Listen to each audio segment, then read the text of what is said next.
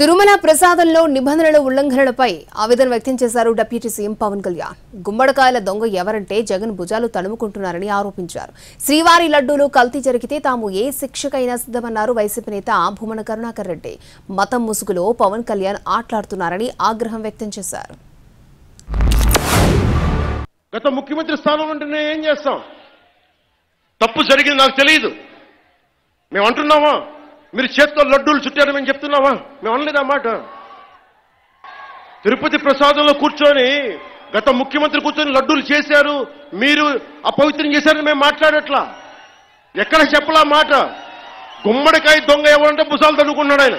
మనకి ప్రాసిక్యూట్ చేయండి, దీని మీద ఇన్వెస్టిగేషన్ చేయండి అంటే రాజకీయం చేస్తున్నాం అంటారు. రాజకీయం ఎక్కడ చేస్తున్నాం? మాకు అవసరం ఏముంది? మీరు ఆలోచించండి. ఇంకా మమ్మల్ని తిట్టడానికి కూడా ఇంక 3-4 సంవత్సరాల టైం ఉంది. 3 నెలలు అయింది వచ్చి. దేన్ని డైవర్ట్ చేస్తాం ఇప్పుడు? I'm not blaming him, but I'm blaming the board constituted under his leadership. We have an issue with that. Pawan Kalyan అనే ఓ క్షుద్ర రాజకీయ నాయకుడా,